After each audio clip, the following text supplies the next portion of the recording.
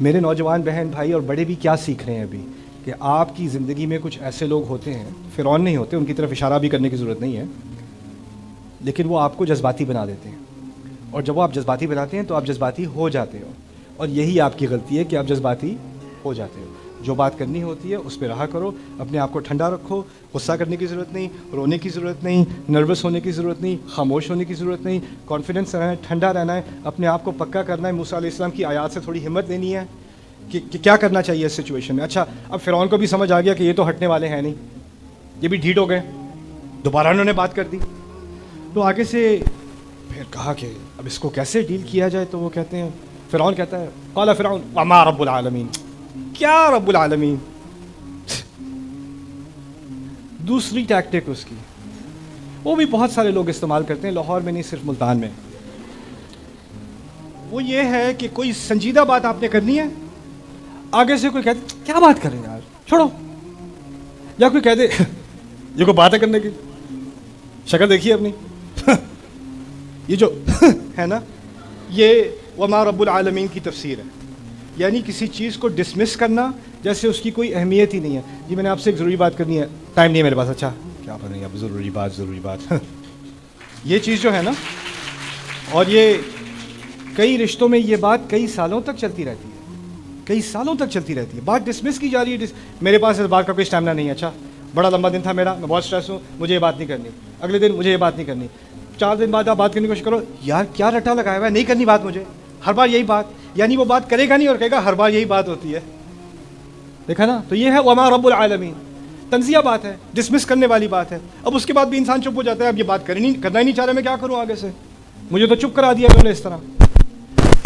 السلام کو کیا پختگی دی اللہ نے، آگے سے کہتے ہیں اچھا وہ کہہ رہے ہیں نا کیا رب العالمین، تو وہ تنزیہ سوال ہے، لیکن انہوں نے اس کو ایسے سنا جیسے وہ واقعی سوال ہے، اور ان کو بھی پتہ ہے تنزیہ ہے، لیکن طنز کا جواب بھی طنز یہ ہوتا ہے کہ آپ اس کو حقیقی سمجھیں اور حقیقی سوچ کے اس کا جواب دیں۔ تو وہ کہتے ہیں رب السماوات والارض وما بینہما ان کنتم موقنین، وہ تو رب تمام آسمانوں کا اور زمین کا اگر تم باقی سب یقین کرنے کے لیے تیار ہو تو۔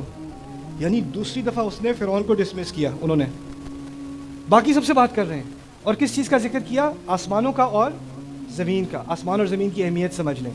فرائضہ کا ایمان تھا، ان کا یقین یہ تھا، ان کے عقائد میں تھا کہ اصل خدا سورج ہے، اور سورج کی اولاد فرائضہ ہے، تو جو سورج اٹھتا ہے اور جاتا ہے نا، وہ ان کا معبود ہے وہ، اور وہ آسمانوں کا معبود ہے اور زمینوں کا معبود فرعون ہے، یہ ان کا فلسفہ تھا۔ ایک ہی جملے میں رب السماوات والارض وما بینہما، آسمانوں کا رب، زمین کا رب، اور جو ان دونوں کے درمیان ہے ان کا رب، اگر تم باقی لوگ عقلی بات کی بنیاد پر یقین کرنے کو تیار ہو، میں اس رب کی طرف سے آیا ہوں جو آسمان کا بھی رب ہے اور زمین کا بھی، یعنی نہ یہ آسمان کا رب ہے اور نہ اس کے باپ دادا زمین کے، نہ یہ زمین کا رب ہے نہ اس کے باپ دادا آسمان کے رب ہیں۔ ان کا پورا فلسفہ توڑ دیا ایک جملے میں انہوں نے، لیکن بات پھر بھی یہی، اس نے پوچھا تھا نا اگر رسول ہو تو کس کے ہو، کیا رب لگایا ہوا ہے، تو انہوں نے آگے سے جواب دیا۔ اس میں ایک اور بات بھی سامنے آ گئی، بہت بڑی توہین ہے فرعون کے لیے، بہت زبردست بےزتی ہوئی ہے۔ وہ تو اس طرح کہہ رہے ہیں جیسے فرعون تو عقل استعمال کر نہیں سکتا، اس کو تو جذباتی باتیں کرنی آتی ہیں یا بات ڈسمس کرنی آتی ہے، اس میں اتنا کانفیڈنس نہیں ہے کہ میری بات کا صحیح عقلی جواب دے سکے، تو وہ تو بیوقوف ہے، دیکھتے ہیں آپ میں عقل ہے کہ نہیں۔ یعنی اس بات سے انہوں نے کنایتاً فرعون کو بیوقوف بھی کہہ دیا۔ اب فرعون جو ہے وہ، ابھی اس کے بارے میں تھوڑی بات کرتے ہیں، پہلے یہ سوچتے ہیں کہ آپ جو پنکھا دے رہے تھے نا، آپ پر کیا گزر رہی ہے؟ آپ دن رات فرعون کے سامنے پنکھا کرتے ہو، اور اب کسی نے آ کے فرعون کو 2 دفعہ اپنی اوقات دکھا دی، آگے سے جواب دے دیا، تو آپ کو تو اندر سے بڑا اچھا لگ رہا ہے، رائٹ؟ آج تو مزہ آ گیا، اوکے، آپ کا تو کچھ زیادہ ہی پسینہ نکل رہا ہے، میں ذرا تیز کر دوں۔ اب جب انہوں نے موسیٰ علیہ السلام نے یہ بات کی ہے نا کہ میرا رب آسمانوں کا رب ہے، زمین کا رب ہے، اور تمام ان کے درمیان جو ساری چیزیں ان کا رب ہے، انہوں نے اس ملک کے اور اس نظام کے قائم کیے ہوئے مذہب کی نفی کی یا نہیں کی؟ مجھے آپ یہ بتائیں۔ نفی کی ہے نا، اور اس کے ماننے والوں کے سب سے بڑے اس کمرے کے اندر ہیں، تو آپ کسی ایسے مقام پر جا کر ان کے بلیفز کی، ان کے عقائد کی توہین کرو گے، ان کی نفی کرو گے، تو وہ سارے اٹھ جانے چاہیے، ان سب کو غصہ آ جانا چاہیے کہ کیا بات کر دی، رب ہیں وہ ہمارے، سورج، سب کو غصہ آ جانا چاہیے ان کے اوپر، موسیٰ علیہ السلام کے اوپر۔ مزے کی بات یہ ہے سارے ایسے سن رہے ہیں، اور کچھ لوگ تو چھپکے سے اپنا فون نکال کے ریکارڈ بھی کر رہے ہیں اسنیپ چیٹ پہ ڈالنے کے لیے، اس کے ساتھ فائر ایموجی لگا دیا، آج مزہ آ رہا ہے بہت، یہ فرعون کی شکل دیکھو۔ تو فرعون کو اندازہ ہو گیا کہ کمرے میں کسی کو غصہ نہیں آیا، آنا چاہیے تھا، میرے ساتھ ہیں یہ لوگ، میری حمایت میں، میری وفاداری میں سب کو کھڑے ہو کے کہنا چاہیے تھا، کیا بات کر رہا ہے، کسی نے نہیں کہا۔ تو اب فرعون کا غصہ موسیٰ پہ ہونے کے بجائے اب فرعون کا غصہ کہاں جا رہا ہے؟ باقی سب پہ۔ فرعون کہتا ہے، قرآن میں اللہ تعالیٰ نے ریکارڈ کیا، قال لمن حولہ الا تستمعون، اپنے ارد گرد سب سے کہتا تم سن نہیں رہے کیا؟ تم میں سے کسی کو غصہ نہیں آیا؟ اوے تو کیا ریکارڈ کر رہا ہے؟ کمرے میں لوگ اب موسیٰ علیہ السلام سے امپریس ہونا شروع ہو گئے ہیں۔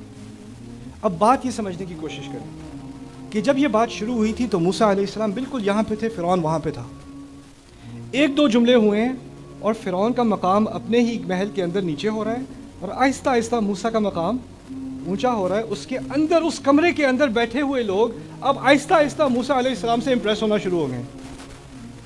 اور یہ دیکھیں، یہ سمجھنے کی کوشش کریں کہ فرعون کی حکومت عظیم ترین حکومتوں میں سے ہے تاریخ کی، اور اس کا کوئی فوج بھی سامنا نہیں کر سکی۔ جتنا ان کا روب تھا وہ اصل میں اپنی جو تعمیر، ان کی عظیم تعمیرات ہیں، وہ پانی کے نزدیک بنایا کرتے تھے کہ اور قومیں وہاں سے گزریں اپنی کشتیوں کو لے کے تو ڈر جائیں کہ یہ کیسے لوگ ہیں۔ اصل اس کی انٹیمیڈیشن فیکٹر تھا اس کا، اور اس حکومت کا سب سے اعلیٰ آفس اس کے اندر یہ بات ہو رہی ہے۔ سمجھنے کی بات یہ ہے کہ اگر اس کمرے کے اندر کے لوگ اگر وہ موسیٰ علیہ السلام سے امپریس ہو گئے تو پھر فرعون بس ایک بڈھا بابا بیٹھا ہوا ہے کرسی پہ، اس کی کوئی اور حیثیت نہیں ہے۔ اس کی ساری حیثیت اصل میں وہ اور لوگوں کے بلبوتے پہ جا کر وہ اس تخت پہ بیٹھا ہوا ہے۔ تو اب یہ ایک اسٹیٹ آف ایمرجنسی بننے والی ہے۔ اگر اس کمرے والے لوگ موسیٰ سے امپریس ہو گئے نا تو یہ ایک دم سے نظام ایک ہی سیکنڈ میں بدل سکتا ہے۔ آپ بات سمجھ رہے ہو؟ یہ بہت ڈینجرس سچویشن بننے والی ہے فرعون کے لیے۔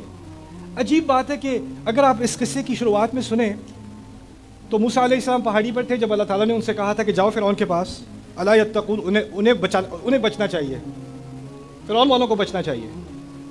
عجیب لگتا ہے دنیا کی سب سے بڑی سپر پاور کے بارے میں آپ کہہ رہے ہیں کہ ایک آدمی کو بھیج کے کہ انہیں بچنا چاہیے۔ بچنا تو ایک جو بچ کے بھاگے تھے انہیں بچنا چاہیے، لیکن حقیقت یہ ہے کہ جب اللہ تعالیٰ حق کے پیچھے اپنا کن ڈال دیتا ہے نا اور آپ کے اندر اعتماد ڈال دیتا ہے تو بڑی سے بڑی پاور کی کمزوری سامنے آ جاتی ہے۔ اب اس کو غصہ آ رہا ہے اپنے فالوورز کے اوپر، الا تستمعون۔ اس سے بھی ہم نے ایک نئی تدبیر سیکھی فرعون کی جو وہ استعمال کرتا ہے، لیکن وہ پرانے زمانے میں استعمال ہوتی تھی، اب کوئی استعمال نہیں کرتا، کہ اگر آپ صحیح بات کر رہے ہو نا اور اس کا جواب کوئی نہ دے سکے تو وہ باقی ساروں پہ غصہ کرنا شروع کر دیتا ہے جو آپ کی بات سن رہے ہیں۔ اس کی بات کیوں سن رہے ہو؟ یہ کیا لگایا ہوا ہے؟ بند کرو یہ۔ یعنی تمیز کا، میرے ساتھ وفاداری کا تقاضا یہ ہے کہ اس کی بات نہ سن لینا، اس کی بات میں یہاں کبھی ٹالریٹ نہیں کروں گا یا کروں گی۔ تو یہ بھی آپ کی فیملیز میں کبھی نہیں ہوتا، لیکن میں ایسے ہی بتا رہا ہوں۔ موسیٰ علیہ السلام ابھی بھی اسی مضمون پہ ہیں۔ وہ فرعون نے بے وقوفی میں اپنا سوال پوچھ رہے تھے نا، کیا رب، اسی کا جواب ابھی دے رہے ہیں۔ وہ جذبات میں آئے ہی نہیں، جواب ہی نہیں دے رہے، جذباتی بات کا جواب دینا ہی نہیں ہے۔ قال ربکم ورب آبائکم الاولین، آپ کا رب، آپ سب کا رب، اور سب آپ کے سب سے پرانے آباء و اجداد کا رب بھی، اسی کی میں بات کر رہا ہوں۔ ایسا معلوم ہوتا ہے کہ موسیٰ علیہ السلام کو فرعون کی بات سنائی نہیں دے رہی، فرعون کی بات irrelevant ہو گئی ہے۔ وہ غصہ کر رہا ہے، وہ کہہ رہا ہے لوگوں سے تم سن نہیں رہے، موسیٰ علیہ السلام ابھی بھی رب کی بات کر رہے ہیں، رب کی بات کر رہے ہیں، رب کی بات کر رہے ہیں۔ اس سے ہم کیا سیکھتے ہیں کہ آپ کو جیسے آن لائن ہوتا ہے نا، آپ کوئی سوشل میڈیا پہ کوئی ویڈیو دیکھتے ہو، کرتے ہو، کچھ پوسٹ کرتے ہو تو اس کے نیچے کچھ لوگ عقلی بات کرتے ہیں اور کچھ لوگ ٹرول کرتے ہیں، جذباتی بات کرتے ہیں۔ قرآن نے کیا بات سکھا دی؟ جذباتی باتوں کے ساتھ کیا کرنا چاہیے؟ اگنور کرنا چاہیے، کیونکہ وہ چاہتے ہیں کہ آپ عقل کے میدان سے ہٹ کر جذبات کے میدان میں آ جائیں۔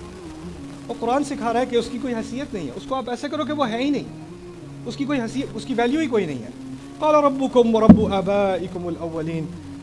اب فرعون کو احساس ہوا کہ میرے ہی کورٹ کے اندر مجھے ہی اگنور کیا جا رہا ہے، میرے ہی بندے، میرے ہی ملازم، میرے ہی جنرل، ساروں کا منہ موسیٰ کی طرف ہے، میری طرف کوئی دیکھ بھی نہیں رہا، مجھ سے کوئی ڈر بھی نہیں رہا۔ اب یہ تو کچھ عجیب سچویشن ہو گئی ہے۔ تو اب مجھے اپنی جو ٹیم ہے، اپنی جو پارٹی ہے، اس کو دوبارہ اپنی طرف مائل کرنا پڑے گا۔ تو اس نے اپنا ایک نیا طریقہ استعمال کیا، قال ان رسولکم الذی ارسل الیکم لمجنون۔ یہ جو رسول ہے نا تمہارا، جو تمہاری طرف بھیجا گیا ہے، میری طرف تھوڑی، تمہاری طرف، جو تمہاری طرف بھیجا گیا یہ رسول ہے، یہ پاگل ہے، لمجنون، قسم سے پاگل ہے، لام القسم بھی کہا جاتا ہے اسے۔ میں قسم سے کہہ رہا ہوں یہ پاگل ہے. پاگل کہنے کی ضرورت کیا تھی؟ پاگل کہنے کی ضرورت تب ہوتی ہے جب اس کی بات سے لوگ متاثر ہونے لگیں تو آپ کو اس سے ہٹانے کے لیے اس کے بارے میں کہنا پڑتا ہے کہ یہ پاگل ہے. اور اس کے پاگل کہنے میں آپ یہ بات بھی سمجھ لیں کہ جو بات موسیٰ علیہ السلام کر رہے ہیں نا اس کی ایک تنقید نہیں کی ابھی تک, اس کا ایک جواب نہیں دیا. موسیٰ کی شخصیت پہ آ گئے ہیں, یہ تو پاگل ہیں. تو ہوتا یہ ہے کہ آپ کوئی حق بات کر رہا ہوتا ہے نا تو ایک بات ہوتی ہے اور ایک شخصیت ہوتی ہے. بات کی آپ مخالفت کر نہیں سکتے, وہ بات ٹھیک کر رہا ہے.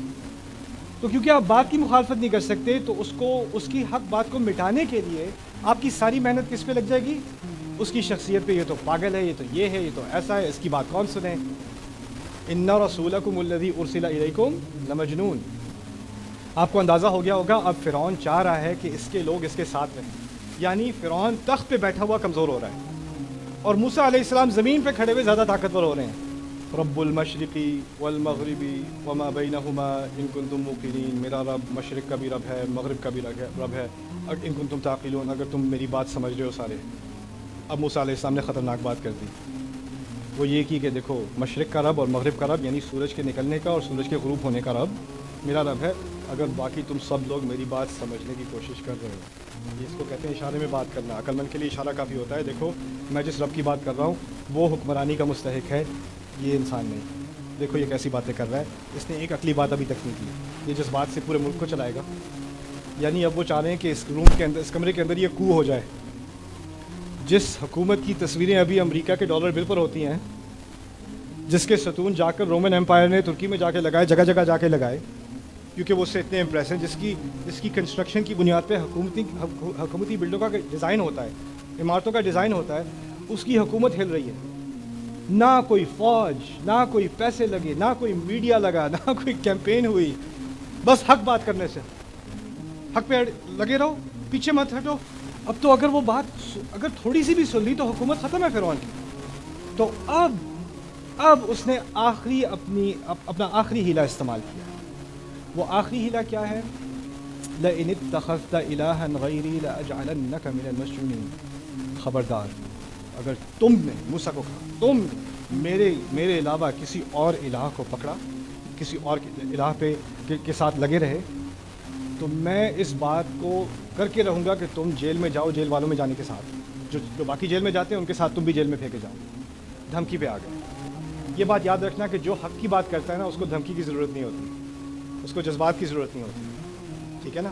جس نے دھمکی دے کر بات منوانی ہے نا اس نے پہلے ہی اس کی شکست ہو چکی ہے. اصل میں آخری جو ہیلا ہوتا ہے نا انسان کا شکست سے پہلے, وہ ہوتا ہے کہ میں فورس استعمال کر دوں. لیکن آرگیومنٹ میں, ڈیبیٹ میں حق اور باطل کی جو آپس میں جو ایک مقابلہ ہوتا ہے اس میں صرف دلائل پر بات ہوتی ہے, عقلی بات ہوتی ہے. پہلے جذبات استعمال کیے جاتے ہیں, وہ بھی ایک طرح کی شکست ہے. لیکن وہ سارے جذبات بھی اگر ناکام کریں تو آخر میں انسان کس چیز پر آ جاتا ہے؟ دھمکی پر آ جاتا ہے. اگر یہ بات دوبارہ کی نا تو بس کہیں اور جا کے رات گزارو. اگر یہ بات دوبارہ کی تمہاری فیسیں کون بھرے گا یہ سوچ لینا. اگر یہ بات دوبارہ کی گاڑی کی چابی ادھر دو, فون دو اپنا, یہ کرو وہ کرو, پھر سے کوئی یہ بات, پھر سے کر یہ بات پھر سے. یہ جو کرتے ہیں نا یہ کیا ہے؟ یہ اس بات کی دلالت ہے, اس بات کی پورا 100%, 1000% ثبوت ہے کہ جو یہ بات کر رہا ہے وہ غلط ہے. کیونکہ جو حق پر ہوتا ہے اس کو اس چیز کی ضرورت نہیں ہوتی. حق اتنا قوی ہوتا ہے کہ اس کو اور کسی چیز کا سہارا نہیں چاہیے ہوتا. ٹھیک ہے نا. تو یہاں جب اس نے یہ بات کی تو صرف موسیٰ علیہ السلام پر بھی یہ بات واضح نہیں ہو گئی, تمام اس کے کورٹ روم پہ یہ بات واضح ہو گئی کہ اب فرعون ہار چکا ہے.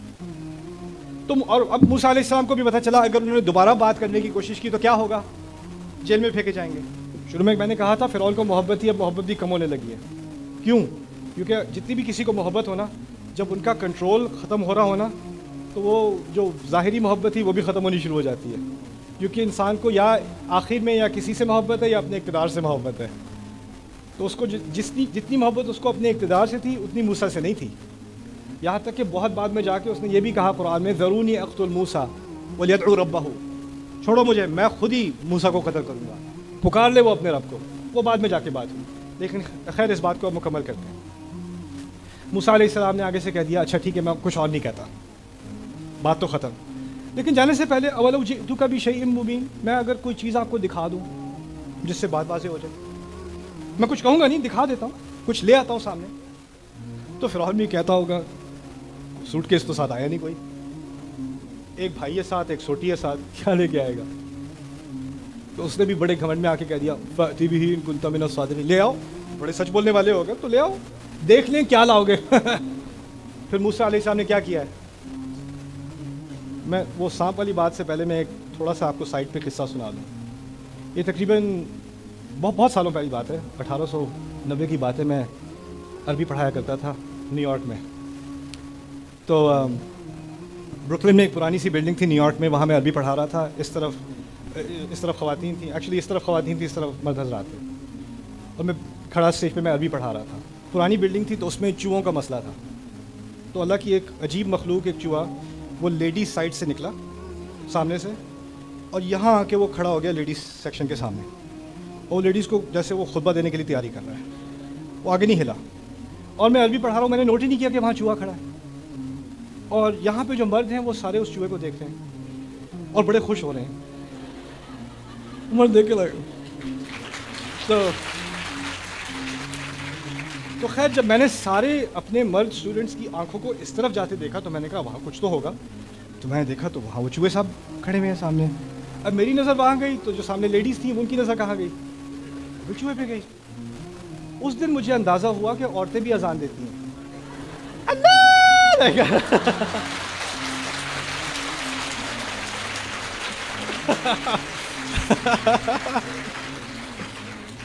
कोई कुर्सी पे चढ़ी हुई है, दादी अम्मा कुर्सी पे चढ़ी हुई है, कोई अल्लाह ला इलाहा इल्लल्लाह, वो जो है ना,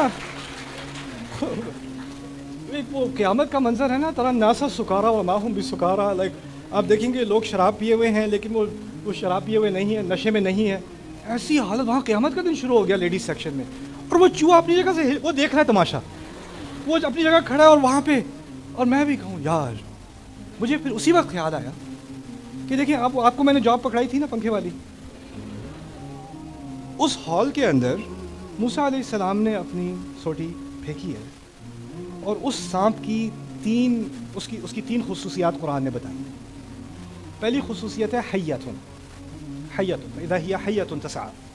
हय्या कहते हैं कोबरा को, जिसके सामने से दांत निकले होते हैं, उसके डसने से मौत आ जाती है। तो यानी उसके दांत हैं, उसका मुंह खुला हुआ है। हय्या असल में हयात से निकला है। हयात किसको कहते हैं? ज़िंदगी को। हय्या यानी वो ज़िंदगी लेने वाला। जब उसका मुंह खुल जाता है ना तो ज़िंदगी ख़त्म होने वाली है ना, तो उसको हय्या कहा जाता है ताबीर में। दूसरी उसकी मिसाल दी है कुरान ने तुअबान। तुअबान कहते हैं ऐसे बड़े अज़दहा को जो छोटे जानवरों को निगल सकता है। तो एक तरफ जो कोबरा होता है वो दुबला होता है और तुअबान जो है वो मोटा होता है। कुरान ने ये जो सांप बनाया है ना, ये कोई और ही स्पीशीज़ है, ये दोनों की एक कॉम्बिनेशन है और इतनी ख़तरनाक है कि इसके बारे में तीसरी जो खुसूसियत कुरान ने बताई है वो जान है, यानी जिन मालूम होता है। ये तो दुनिया की मखलूक मालूम ही नहीं होता। तो ये कोई चूहा नहीं था जो कमरे में आ गया, ये एक बहुत बड़ा सांप अज़दहा जो इंसान को भी निगल ले, और उसके दांत निकले हुए हैं सामने से, और फिर वो तसआ, वो घूमता फिर रहा है।